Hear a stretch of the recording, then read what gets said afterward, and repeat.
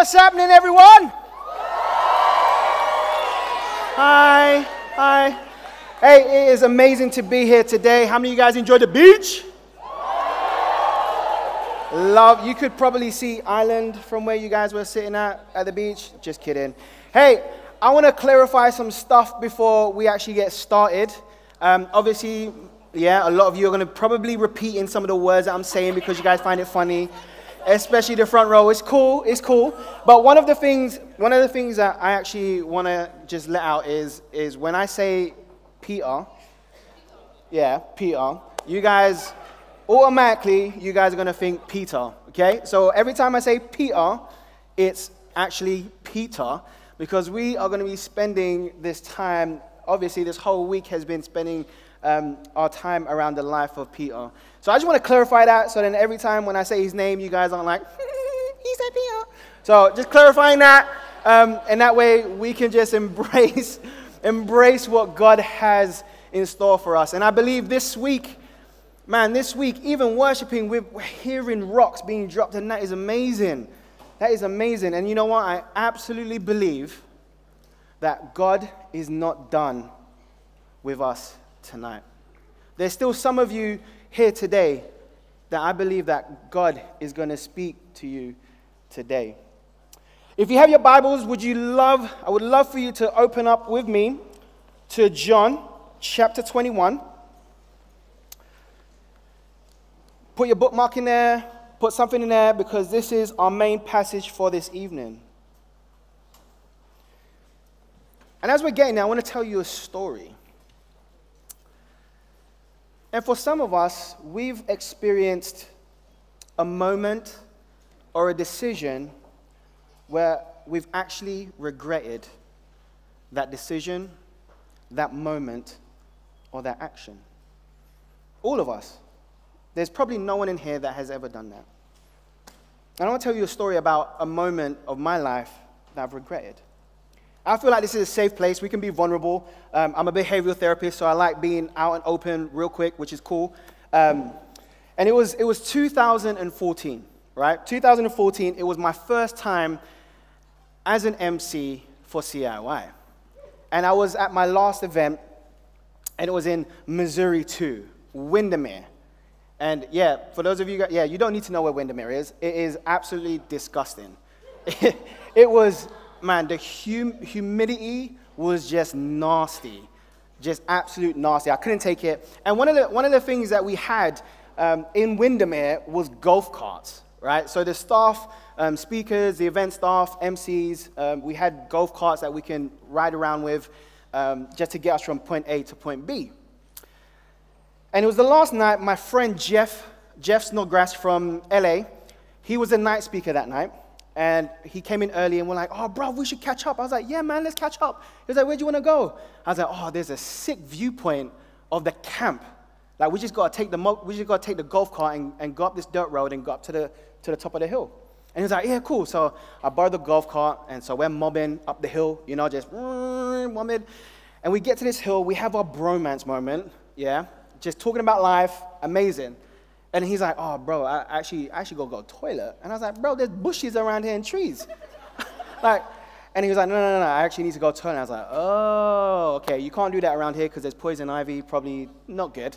So we start to head down, right? We head down, and I get in the golf cart, and I stop at the moment that the hill goes down. And I'm just sitting there, I'm like, Jeff, you want to fly down this hill today? And he's like, yeah. So, silly me, I'm like, all right, cool. Let me just stick this golf cart in neutral.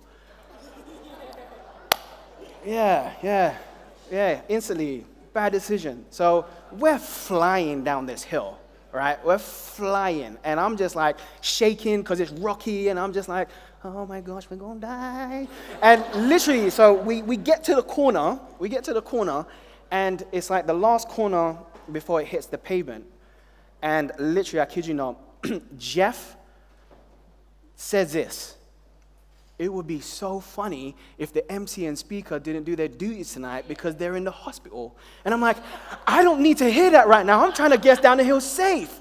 And literally, as soon as he said it, like I start to turn, like we start to turn, but I start to turn the opposite way to like, drift a little bit so we don't crash. But the golf cart hit a rock, and we flip. So we flip this way, right? And Jeff's right here, and I look at Jeff, and Jeff's like halfway, like pulling himself out the golf cart as if like he knew what was gonna happen. So he's pulling himself out, and I'm just staring at him, and I'm like, and so I flip out the golf cart. So I'm like here, the golf cart is like right here, and the top of the golf cart like lands inches away from my head, and then bounces over me into this ditch. And I'm on the floor, and I was just like, Jeff, are you all right? Are you hurt? Do I need to take you to hospital? Are you bleeding? And he looked fine. So then I started to examine myself. I'm just like, oh my gosh, am I bleeding? Do I need to go to hospital? And Jeff was like, he just shook his head, and I was like, I looked at the golf cart. That golf cart was mash up. Like the battery was on the other end of the other end. Like the top of the golf cart was just mashed, and like the battery, and then petrol was just flying out, and I was just like, oh my gosh. Oh my gosh, what did I just do? And you know what's funny though?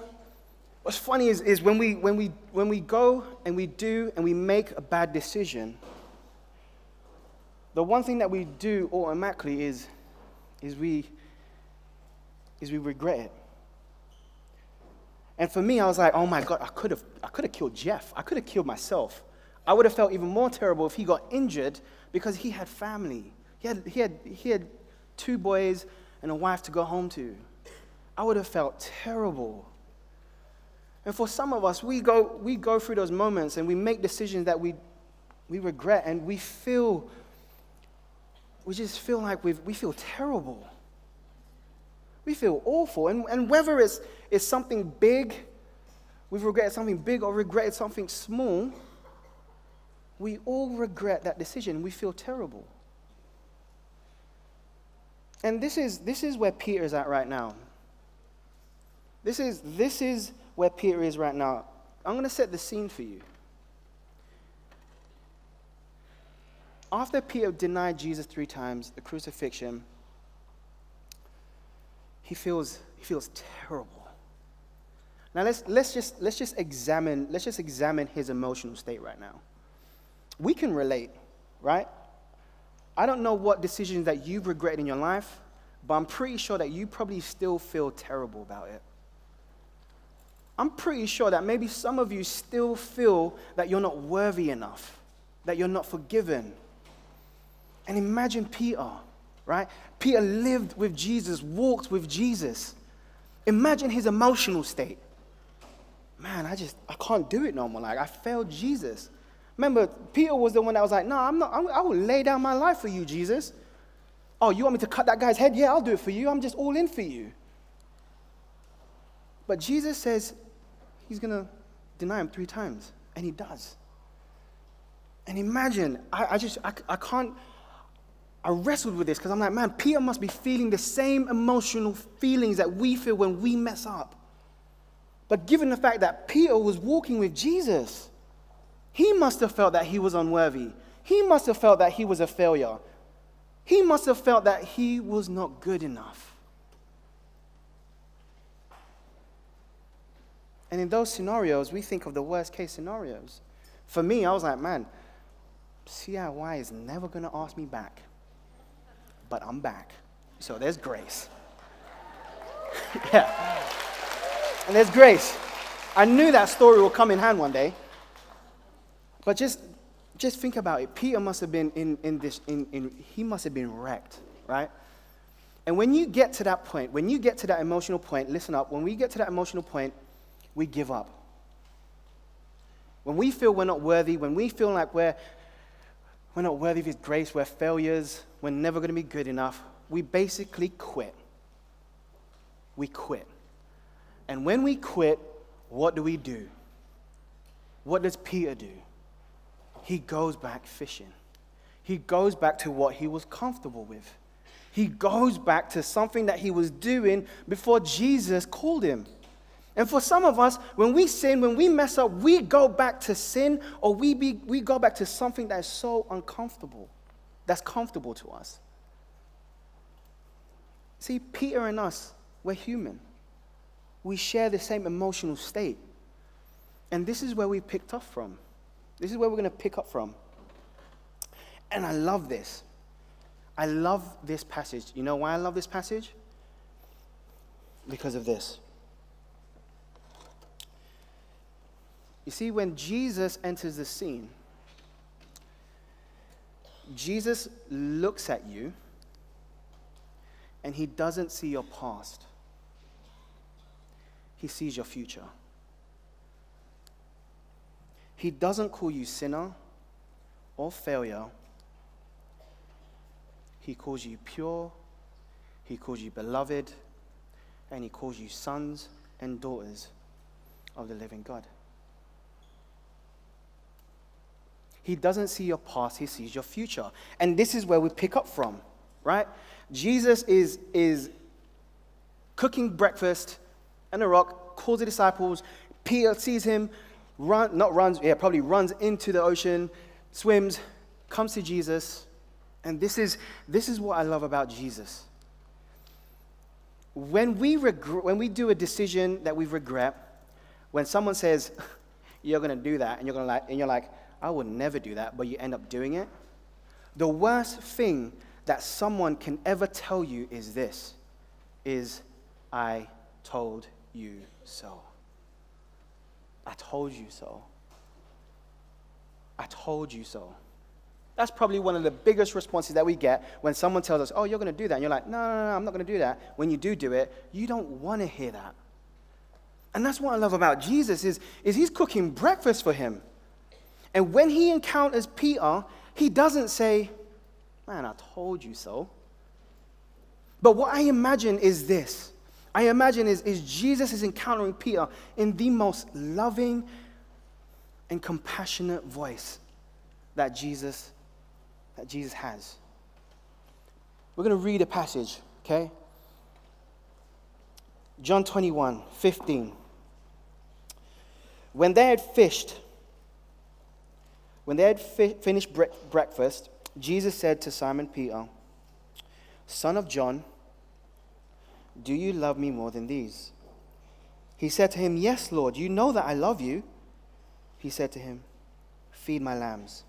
He said to him a second time, "Simon, son of John, do you love me?"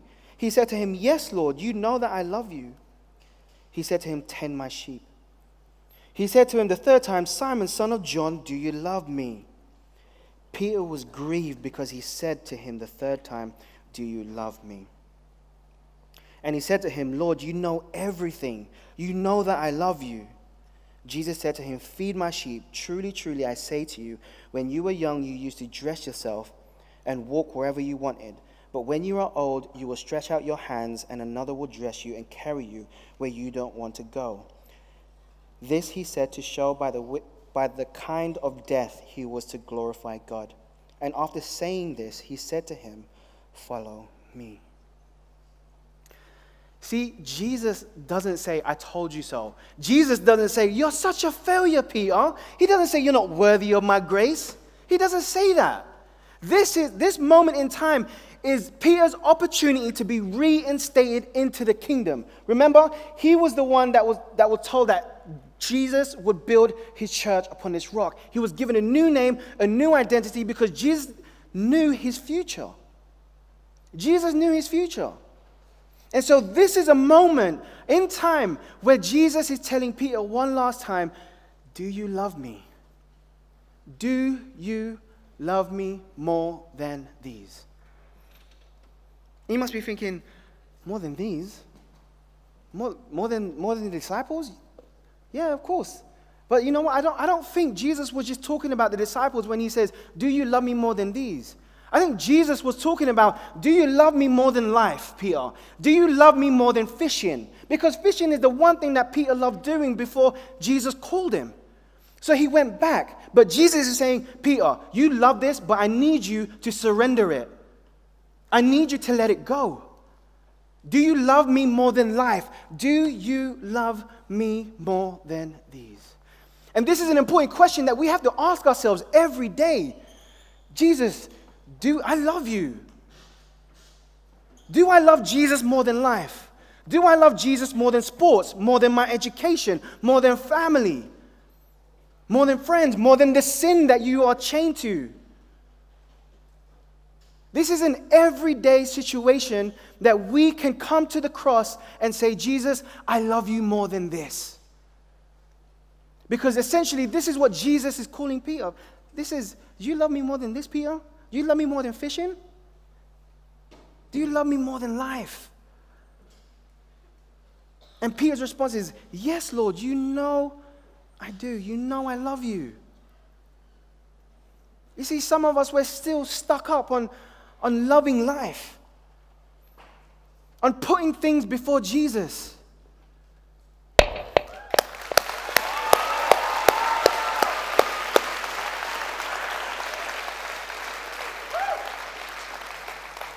Do you love me more than life?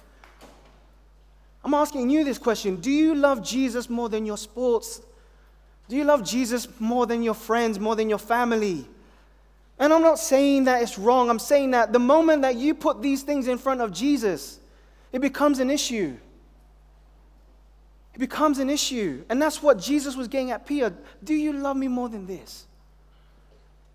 Do you love Jesus more than your life and everything that comes with it? Because this is an everyday question that we get to ask ourselves.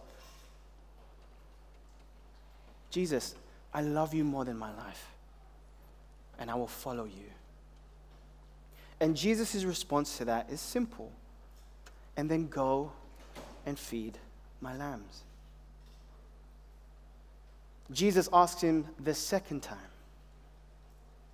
do you love me, Simon, son of John? You know, Lord, I love you. And the third time, Jesus asks Peter, do you love me? Peter automatically knew that this hurt Peter so much, because he knew it was the amount of times that he had betrayed Jesus.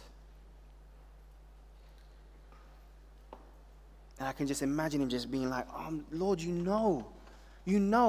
And here's the kicker. Here's what Peter says, right? He says this, Lord, you know all things. You know that I love you. Guys, the Lord knows how hard this life is going to be. He knows that you don't have to be perfect. That's why he went to the cross. You know all things. You know that I love you. Jesus knew that it was going to be hard from the get-go, that when he entered this world, he had to sacrifice himself for us so that we can live, so that we can have these moments every day. Do you love me? Yes, Lord, I messed up. I love you. And then go feed my sheep. It's not about sitting in your sorrow. It's not about sitting in your failures. It's not about that. It's about Jesus loving you and knowing it's going to be hard. And that's why he had to go to the cross so that we can live, so that we can come to him for grace, for forgiveness. We can't sink in our sorrows any longer, my brothers and sisters. You are called to greater things. There's no time to be sitting and drowning in your own pain, in your own sorrow, in your own failure, in your own unworthiness. Christ is calling you right now. Do you love me? And if your response is, yes, Lord, I love you, and then go feed my sheep. He knew it was going to be hard. You know why it's going to be hard? Because of sin. No one in this world can live a perfect life.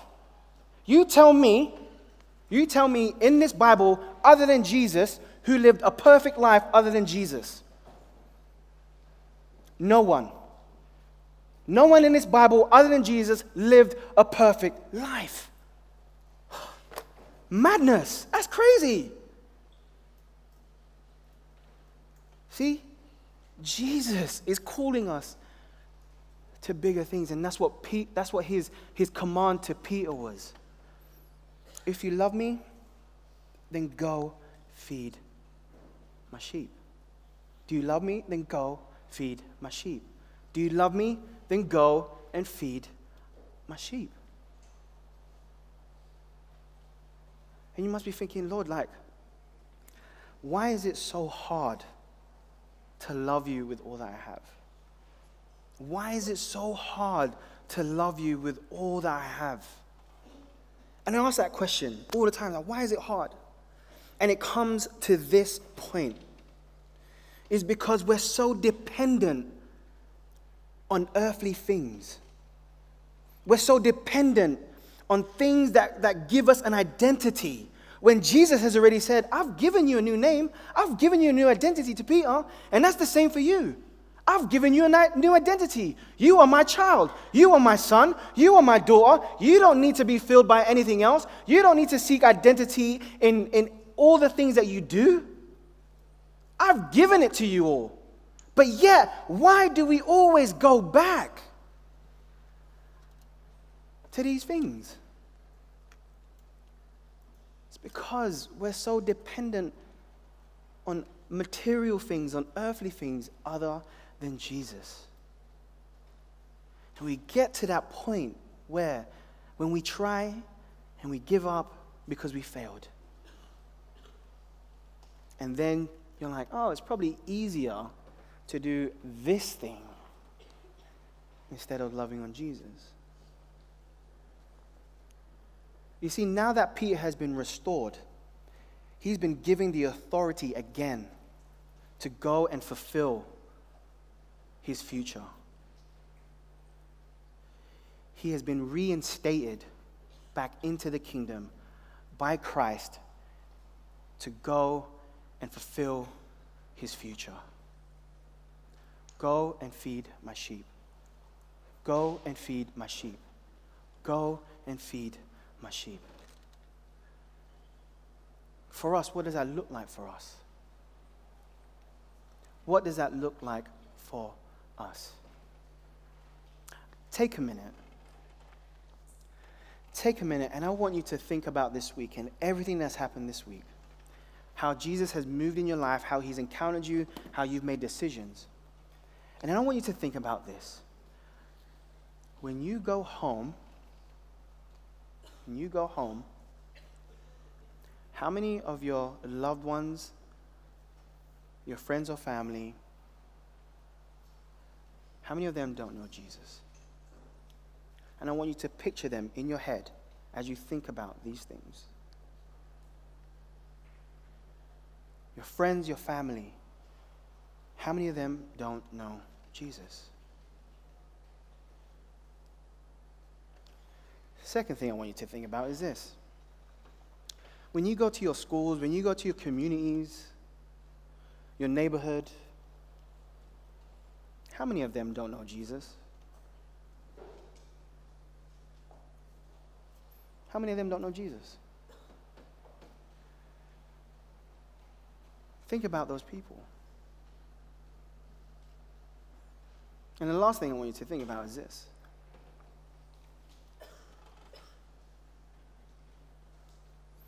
Is we know that this is a messed up world. And we know that there is a lot of people in this world that don't know Jesus. You see, what Jesus is calling Peter to, he's saying to you, do you love me? Then go tend to your family and friends that don't know Jesus. Do you love me? Then go into your communities and spread the love of Jesus. Do you love me? Then go and spread the gospel to the world. See, initially, this is a reinstatement of being an apostle, of being a disciple, of being a kingdom worker. Everywhere you go, do you love Jesus? Your soul, your purpose is to establish his church everywhere. To make disciples of all nations. We can't just forever sit in this moment of this emotional high.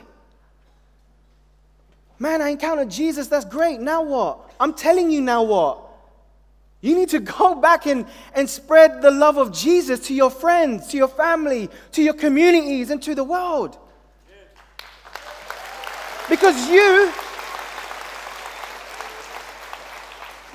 have been reinstated regardless of your sin, regardless of your past. Jesus doesn't look at your past, he looks at your future.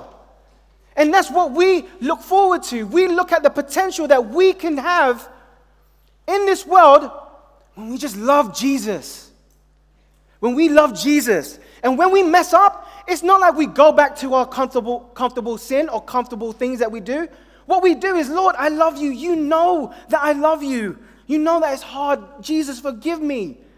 That's the beauty of grace. That's the beauty of Jesus dying on the cross, is we have the freedom to be on our knees every day asking for forgiveness, and he will give you that forgiveness. He will give you that forgiveness. You don't go back. You don't go back. It's a battle. When you go to war, when things go wrong, you don't go back. You keep fighting. You keep fighting. See, Jesus wants to use you regardless of your past. It's amazing. Again, every person that's written books in this Bible were all messed up people. Jesus never used a perfect person to write the Bible. Moses was a killer, made excuses. Oh, I got a speech impediment. I can't be used. Okay, Moses, whatever. You are going to make a difference. And what does he do? He doesn't soak in his sin, I killed someone. He doesn't. He picks up this courage and he says, you know what, I'm going to go to Pharaoh. And even if he rejects me, I'm still going to go until he lets my people go. And imagine this. Moses, who killed someone, separated the Red Sea, freed the Israelites. When we look at David, he's a man after God's own heart. Yeah, he's a guy that committed adultery. He's a guy that committed murder. But yeah, we look at him and he's like, man, this is, when you read Psalms, you just see his heart crying out to the Lord. When you look at Saul, which some of you may know as Paul, he identifies himself as the worst of the worst. Check this out. If you don't know him, he used to come to gatherings like this, arrest all of us, and then kill us for his job. But then Christ came and said, I'm going to use you. I'm going to use you. And what does Paul do? He doesn't sit in that sorrow of like, I killed Christians. I'm terrible. He doesn't. He picks up this courage, eats a little bit, and he goes and spreads the gospel. Imagine, Paul was up there with the Pharisees, and now he's proclaiming Jesus. He just didn't care. He didn't care if he was on like the #1 hit list. He wanted to spread the name of Jesus. And Jesus uses people. Jesus uses people with a past. You know why? Because it's the beauty of his grace. It's not how messed up your past was. It's not how messy it was. Your story is beautiful because regardless of what you did, it's about how God continues to forgive you and empower you by his Holy Spirit. That's what makes your story beautiful.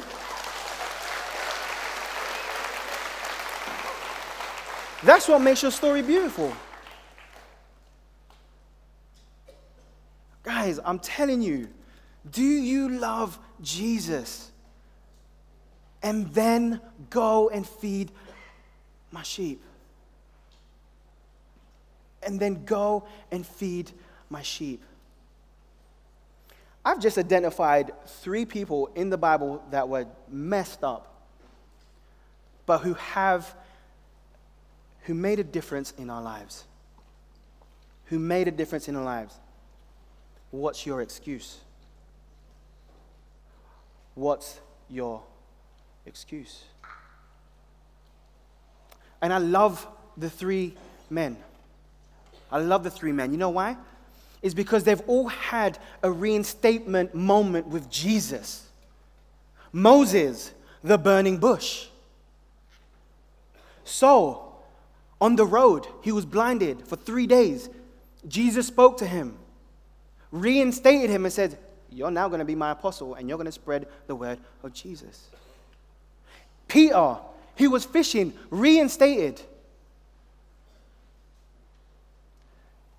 Maryland, CIY, children of God, reinstated in his kingdom, set out to do kingdom work. Every one of those men had moments of reinstatement, of Jesus calling them to greater things and not looking at their past. And I believe he's calling you to the same thing. To the exact same thing. And we look at Peter. I'm going to fast forward a little bit. After his reinstatement, 50 days later, he preaches the greatest sermon ever recorded. And 3,000 people were baptized. Because Jesus saw the future in Peter's eyes. And he sees the future in every one of you. Do you love him? Then go and share the word to your friends and family. Do you love him? Then go and spread the word to your communities, your schools, your neighborhood. Do you love him? Then go and spread the name of Jesus in this world. I'll tell you a quick story about a good friend of mine. I met her when she came in as a freshman at a camp in Oregon. She was walking as a freshman and she loved softball. She loved softball. Her name was Kat. And she was just this bubbly personality, just vibrant, just amazing human being. And we got in conversation. I was like, right off the bat, I was like, what is God calling you to surrender? Right off the bat. And she was like, oh, you know what? I can't give up softball. Can't. So she had these moments of encountering Jesus at these camps, going back a couple days, going back to softball. And obviously when you play sports, when you go back to playing sports, and she was really good at sports. When you focus on sports and when you make sports your idol, so many things come with that. So many bad things come with that when you place that as your idol. Every year, the next year she came back after her freshman year, same conversation. Kat, you need to give it up. Kat, you need to give it up. Went back, she did the same thing. Came back, going into her junior year. Literally, I looked her in her face. I said, Kat, you need to cut this crap out. Seriously, you are so gifted and you are so talented and you are wasting away God's talent playing softball. I'm not saying give it up. I'm saying don't make it a priority. You know what she did? She went back home and she quit travel ball. She played softball for school, but she quit travel ball. And when she did that, big burden was lifted off. She had more time to serve at church. She had more time to disciple young girls. She had more time to go on mission trips. And I met with her about 2 weeks ago to catch up. I said, how you doing? She's like, it's amazing. What I didn't know is that she grew up with deaf parents. So throughout her life, she had to communicate with them through sign language. She's going to school, learning the American Sign Language. And because she gave up the one thing that she loved, focused on what God had called her to, she began ministering to people and began ministering to her mom. Her mum had been hurt by the church and didn't want anything to do with the church. But because of the life that Kat lived, Kat was able to communicate God's love with her. Kat's mum today sits at a point where she is in her strongest relationship with Jesus ever because of Kat. And what got me even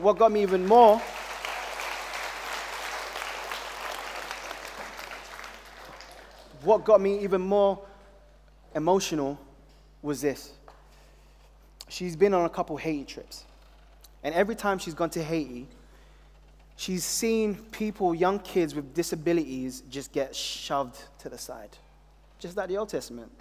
People with lepers just get shoved to the side. People with sickness shoved to the side.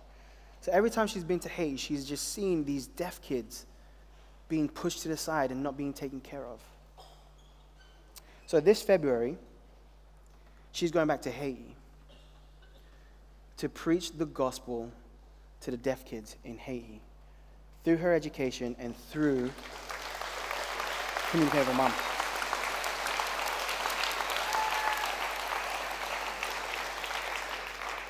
But you know, here's what got me teary-eyed. Here's what got me teary-eyed. Her mom is going with her on this trip.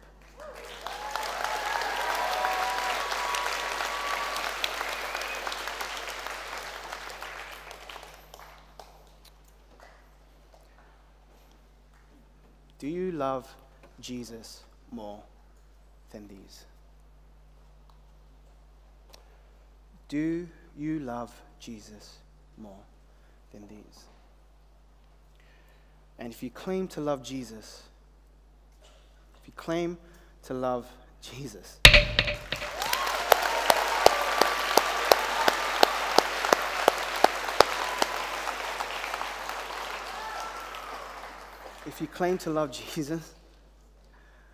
go do some work.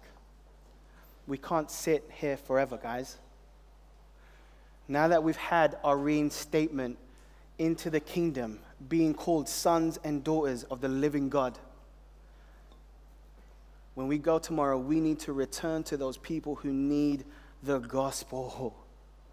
Because in every one of these stories I've told, from Moses, from Peter, from Paul, to my friend Kat, they all went back to their communities and shared the gospel.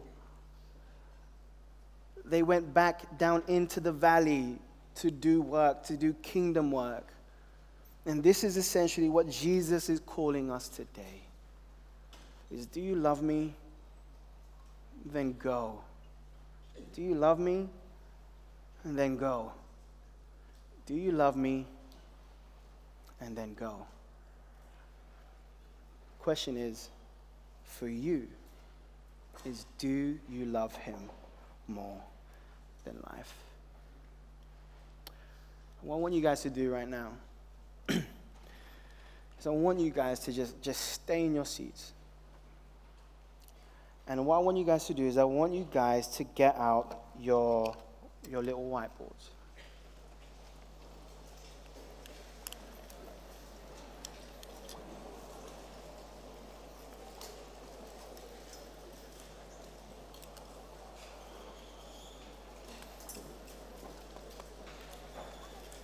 As the worship band comes out, I want you guys to just stay in your seats. And I want you guys to really think about what Jesus is calling you to. I really want you guys to think about what Jesus is calling you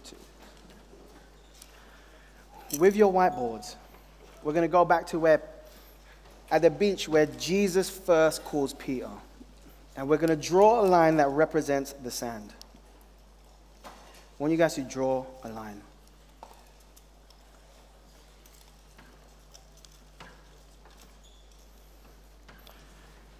And on one side, I want you guys to write the word return.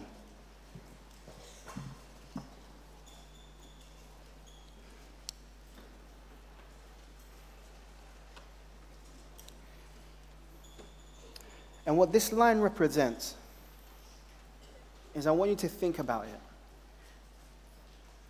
I want you to think about the kind of things that you could go home and return to that will pull you away from Jesus. It could be one thing, it could be 6 things. And I really want you guys to take this moment and just to really be honest with yourself. What are some of the things that you might return to?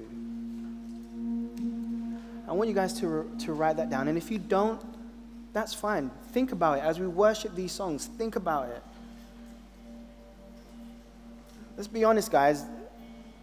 There are some things that we're worried about going home to that might pull us away from Jesus.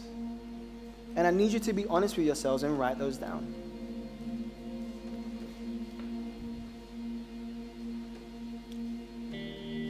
And then in your small groups, I want you guys to share what you're worried about.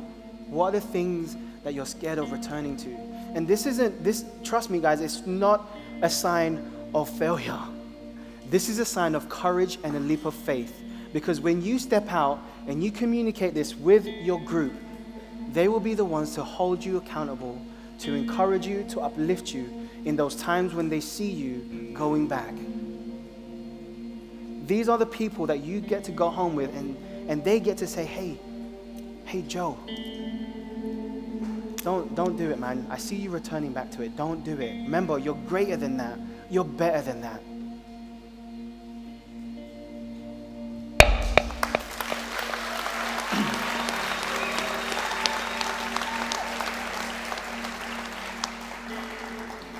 And then on the bottom half, I want you guys to write trust.